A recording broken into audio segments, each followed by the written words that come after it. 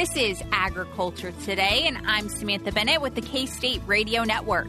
This Friday's program begins with our grain market update with K-State grain economist Dan O'Brien. He includes information on corn, wheat, and soybean markets and how they reacted to recently released reports, just like he predicted. Also ahead, K-State Animal Science and Industry Assistant Professor Logan Thompson joins us for a conversation on environmental concerns in the cattle industry and current research at the university. He also takes a moment to promote K-State's upcoming Cattlemen's Day, which will be taking place March 3rd in Weber Hall. We end with this week's agricultural weather report from K-State meteorologist Chip Redmond. Chip highlights the unique weather pattern we've been caught in and how next week will potentially bring in more normal temperatures. That and more is coming up ahead on Agriculture Today.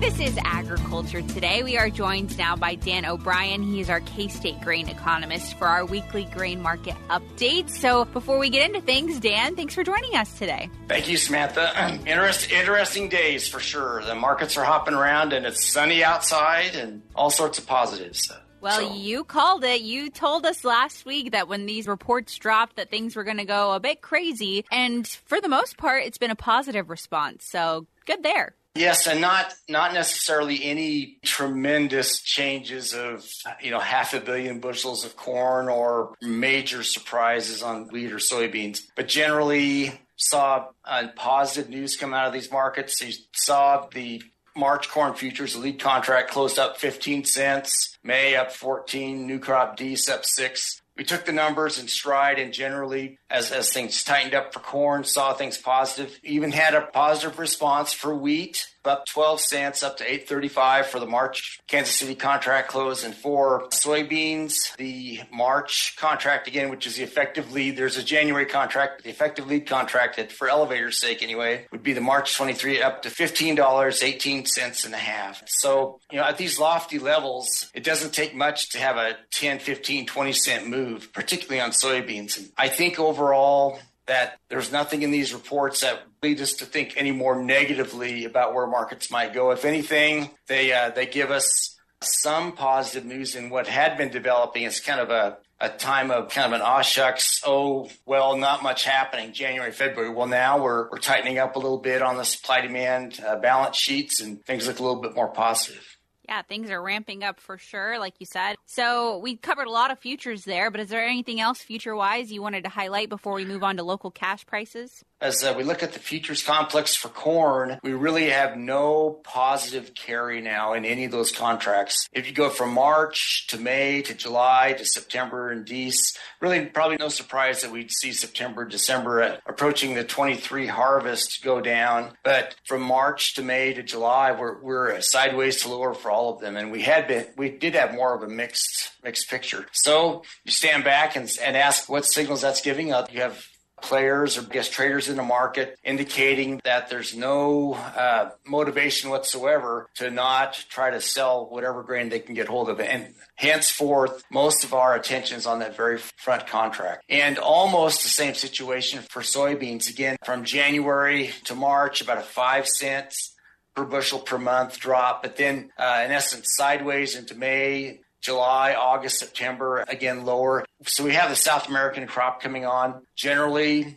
you see the world supply-demand numbers for soybean production showing that the USDA did raise their estimate by 1 million metric tons of the size of the Brazilian crop, but dropped the Argentine soybean crop by 4 million metric tons. So the drought in Argentina is coming into play. I think you also saw that on the world corn numbers. The USDA dropped the Argentine corn estimate for this marketing year that we're in from 55 down to 52, and actually even dropped the Brazilian crop with southern Brazil getting caught up in some of that Argentine drought by 1 million metric tons. But what I've been watching in the news are reports from in-country of numbers below 50, closer to 45, and even lower. So I guess it really bears watching for the world corn market and with carryover effects onto us with regard to how the world supply-demand balance for corn could tighten up. By the way, was that yesterday at a Kansas Corn School, we brought up these international issues. So here's mainly a bunch of domestic agricultural producers worried about fertilizer prices and local basis. But what's happening in Argentina has their attention with the idea that could give an unexpected boost going into spring and summer in their crops and maybe give them some even better forward contracting opportunities. Good to know for sure. And then, Dan, did we see anything in terms of local cash prices? I didn't see a lot of change in the basis levels. We have been on a trend here of late, for corn anyway, to where we've seen some moderate weakening of basis in some areas. The Colby basis had been running about $1 over futures. Now, at least the last time I looked at it yesterday, still very strong, but still 75 over. Salina's 75 over. Garden City still very strong at $1.25, but that had been as high as $1.50, $1.60. So you've got this, again, 25, 30 cent weakening from the strength in the market. One or two really strong bids in southeast Kansas around the Columbus, Cherokee County area, but the strongest of them being $1 over. A lot of others at 80 over or so. To me, it's kind of a puzzling quagmire in that we're very anxious about scrambling to get hold of supplies. Last fall, basis shot way up. So we've fulfilled those needs to some degree now, but I really do wonder about the last 3 to 4 months of this marketing year. Do we have enough corn to get to the end of this marketing year without having to see basis run up again out here in the West? I would guesstimate if we have great growing conditions, a strong crop coming on out here for corn, for grain sorghum in the West, well, we'll still have strong basis levels, but probably not approaching what we had before. But if the dry conditions that we have, and again, our subsoils are very, very dry, if we don't have rains coming, I would sure wonder about a reigniting of strong basis levels for feed grains out here in the West, and just a real issue. And you add that in to, again, the meeting that we had was in Oakley out in western Kansas. It was a corn meeting, but we were very aware of what's happening with the wheat crop. Very spotty, a lot of cases not looking very good. So a few areas not bad. But when we get the wheat harvest coming in, are wheat prices dropping enough to where we would consider feeding wheat or even running it through an ethanol plant, although that's a challenge, I think, with the technologies. Still, will the wheat crop, whatever we get of it, will it bail out what could be a short feed grain crop for the summer months? I guess I'm unsure. I see the tightening of world wheat supply demand even further, U.S. and world wheat supply demand, and wonder whether we'll actually see any of that bailing out effect coming into play. World ending stocks for wheat, we're at 268.4 million metric tons, up a little bit from December, but still down about 8 to 8.5% from the previous year. And we're still at record lows for world wheat supply demand balances. So I'm an economist. They must pay me to worry, because I worry that yes, I'm cautious and pessimistic about the ability of the wheat market to suddenly turn around and bail out these other situations, particularly when, as you sit here in Kansas and see our dry subsoil, and just wonder about the type of tremendous growing season we would need to have to really come through and start to rebuild ending stocks again and work our way out of these tight supply-demand balance holes that we've found ourselves in. Absolutely. Yeah. Using wheat for ethanol, I didn't even know that was an option here. We'll probably get 15 calls from ethanol plants, but it is a feed grain. And like I say, when you consider that, how would you have to change the, bacteria that I was going to say bugs, but the bacteria in those plants to make that go. But yet, I think I remember in our extreme situations in the past that at least it was being considered. And we won't consider doing that at all unless we really come short out here in the West with feed grains again, with corn and sorghum. So who knows? But yet, if we get into that desperate situation, we'll do what we have to do. Well, here's hoping we don't, because that's definitely interesting. I mean, good to know there's always the option there. But like you said, let's hope it doesn't come to that. Let's hope it doesn't. They don't have to try it. So. Absolutely. So, Dan, in terms of rounding out today's program, was there anything you really wanted to touch on further? We've hit on everything pretty much now, corn, wheat, soybeans. Was there anything else that was alarming to you in recent reports? Just a little bit of the details on the corn supply-demand balance sheet. The USDA did come in and lowered its estimate of production for last year, down 200 million bushels. And that was more of a harvested acre adjustment to the lower side. Yields actually were taken up 1 bushel per acre, but still down to 13.730 billion bushels. Feed residual, feed usage ratcheted back about 25 billion. Ethanol production unchanged, but apparently wet corn milling down about 10 million bushels. Exports down 150 million. Total use overall down 185, and ending stocks down 15. So we had a 200 million bushel reduction in production of corn, and usage estimates down to about 185. So with that, we ended up and took the projection of U.S. corn stocks down to 1.242 billion bushels. It wasn't that long ago when we were at 1.5, 1.7, 1.8 billion, and thinking that there's almost no way we'd get down to 1.25 or 1.24 or something. Well, here we are. And it's dry, and we're still wondering where we're going to go. So that'd be one thing. And the export number for soybeans has dropped by 55 million bushels. Stocks tightened up about 10. The export number for U.S. wheat was left unchanged, and ending stocks just a small adjustment. So wheat actually did not have a lot of changes in it, but corn, soybeans did. Grain sorghum, we don't have a balance sheet for that we're showing here, but they dropped grain sorghum export number from 155 million down to 100 million, and dropped the size of the crop down too. So not great days for grain sorghum. The price was raised, so that's a great thing, but we're just limited on supplies, and anything we have, we're using it out here in the West to try to cover for the short corn crop as well. Sure. Well, Dan, as always, I can't thank you enough for your time today and for this update. Thank you, Samantha. Take care. You as well. Once again, that was K-State grain economist Dan O'Brien joining us for our weekly grain market update. We'll be back with more ahead on Agriculture Today.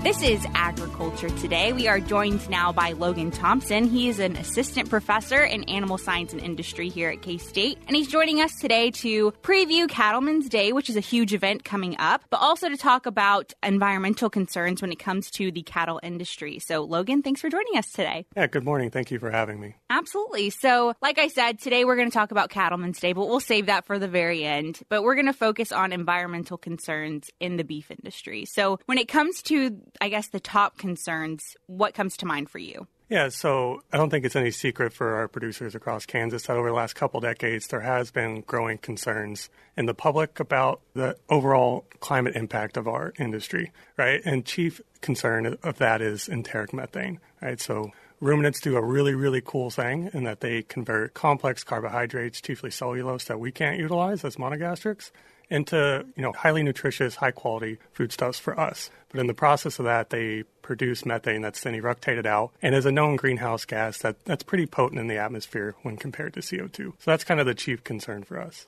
Absolutely. Yeah. The only downside of that really cool fermentation process, really, like you mentioned, that our ruminants here can do. So I guess, like you said, obviously this has become more and more of a hot button issue, I think, in the broad scheme of things. It's become a concern even for consumers in some ways. So when we think about challenges we face as an industry, is that consumer aspect of it kind of something that comes to mind? We as a agriculture industry, right, we have a social license to operate within the realms of society at large. So when our consumer base has issues, historically, right, that was welfare prior to climate change issues, we as an industry have had to stand up and face those and confront them and make the changes that are required. And going back to the methane point, it actually serves as an inefficient use of resources, right? So when we lose carbon as methane in the rumen fermentation process, it's actually energy that's lost from the diet that animal could consume. So it's really a win-win for our producers if we can get that eructation level of methane down. When we think of other challenges that we face, so obviously it's, the conservation of that energy and carbon, but also when we think of,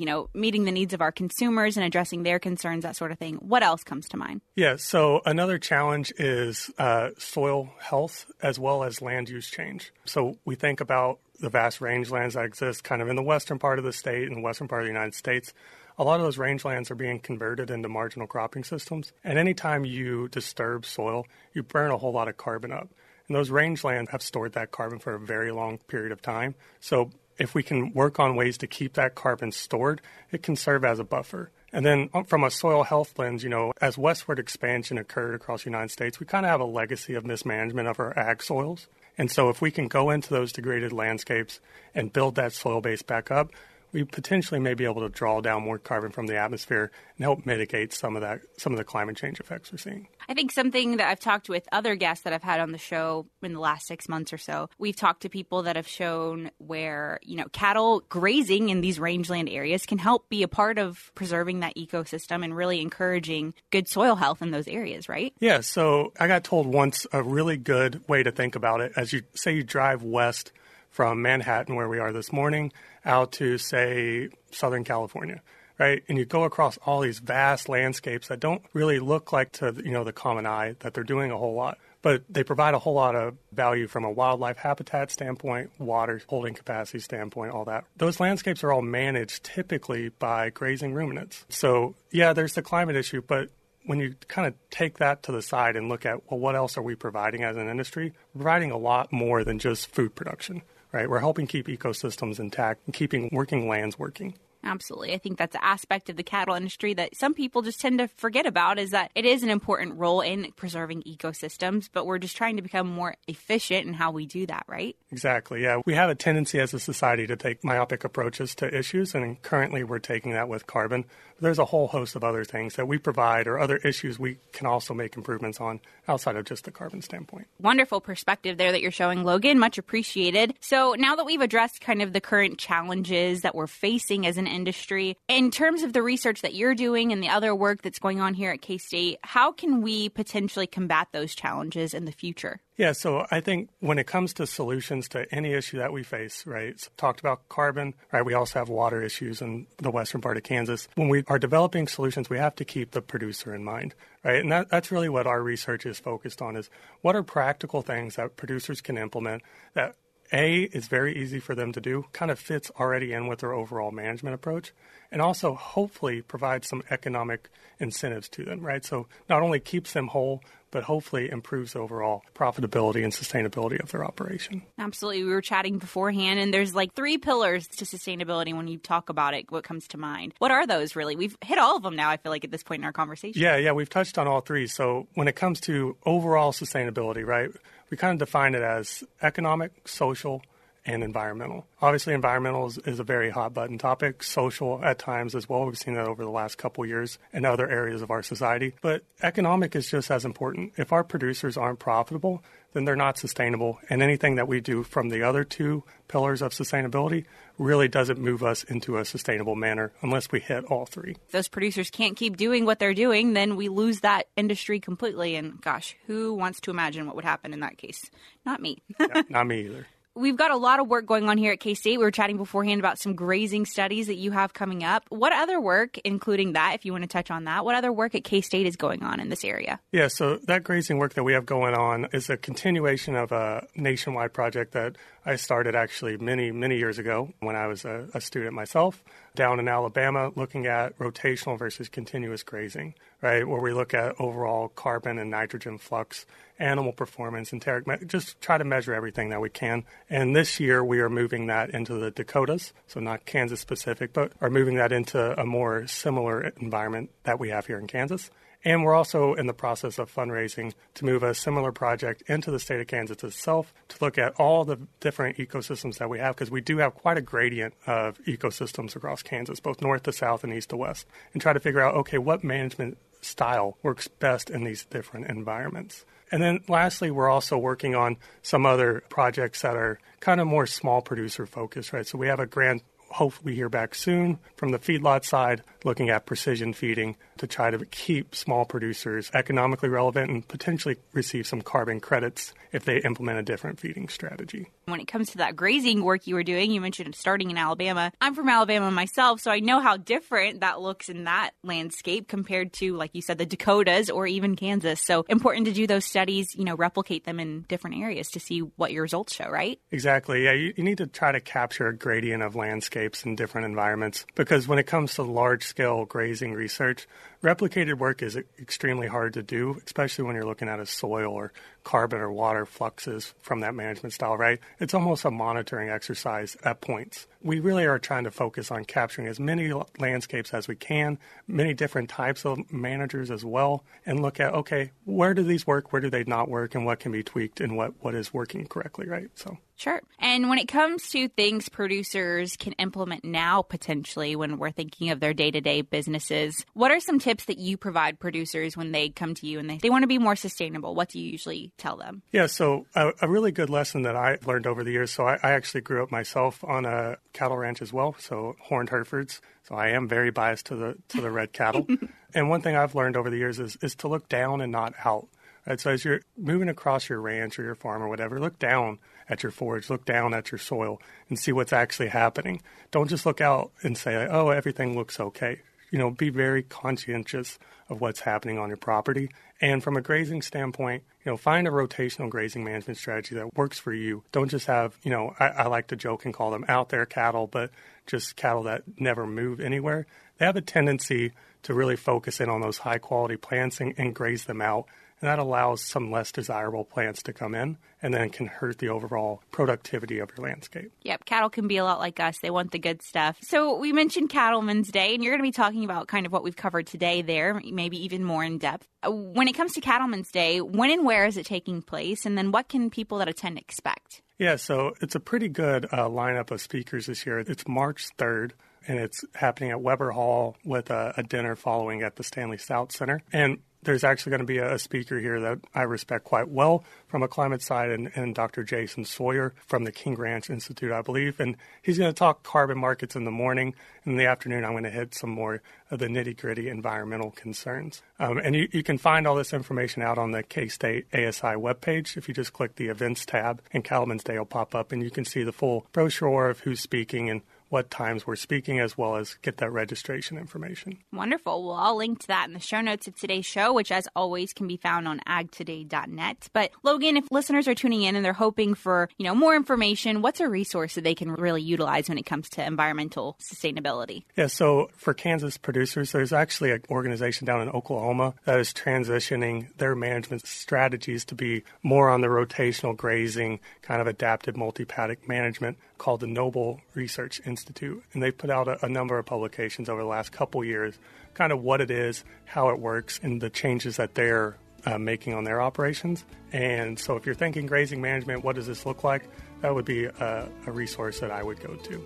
Wonderful. Well, Logan, I can't thank you enough for coming in and joining us for this conversation today. It's been fun. Yeah, thanks for having me. Absolutely. Once again, that was Assistant Professor in Animal Science and Industry here at K-State, Logan Thompson, joining us for a discussion on environmental concerns in the beef industry and a preview of what's to come on Cattlemen's Day. We'll be back with more ahead on Agriculture Today.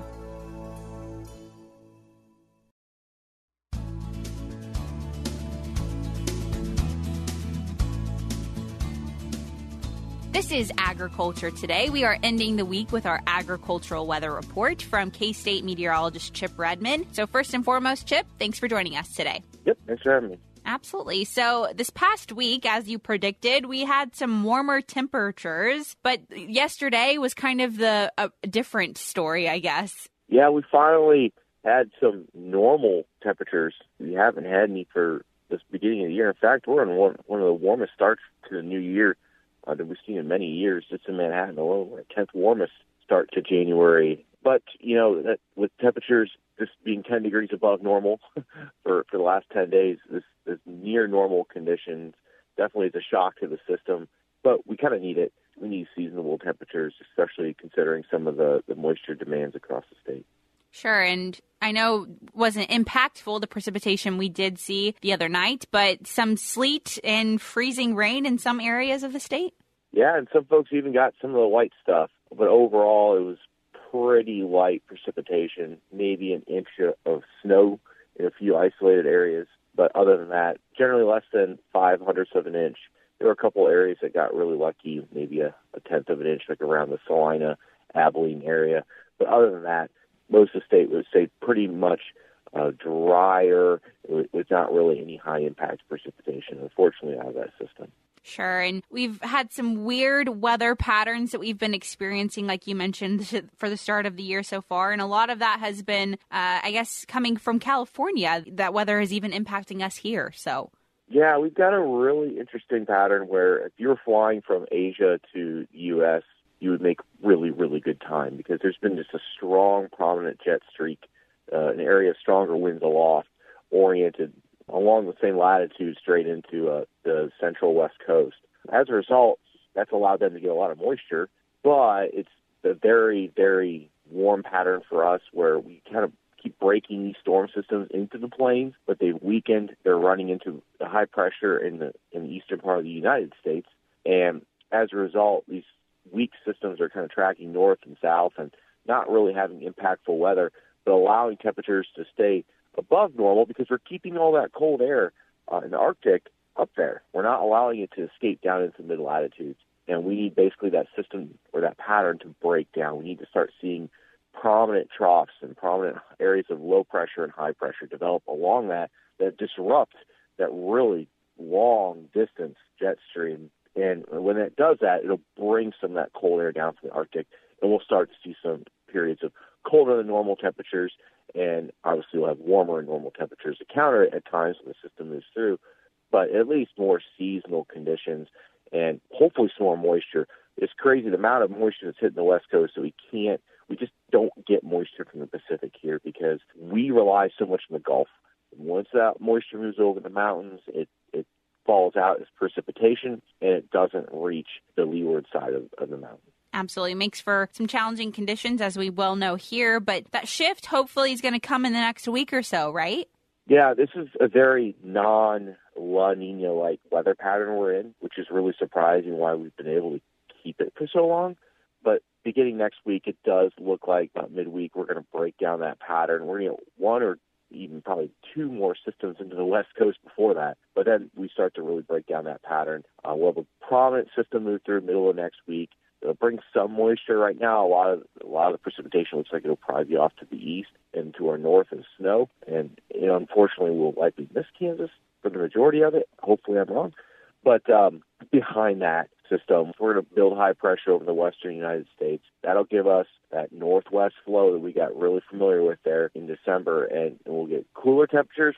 We don't have a lot of that cold air built up right now, so we're not going to see super cold Arctic air by any means, but definitely more seasonable temperatures and drier conditions as we move into later January and early February. Well, good to know for sure. And I know we wanted to talk through some of the recent long-term models that were released, but we're probably going to have to save that due to time for next week. But as always, Chip, thank you so much for your time today. Yep, we'll build the suspense. There you go.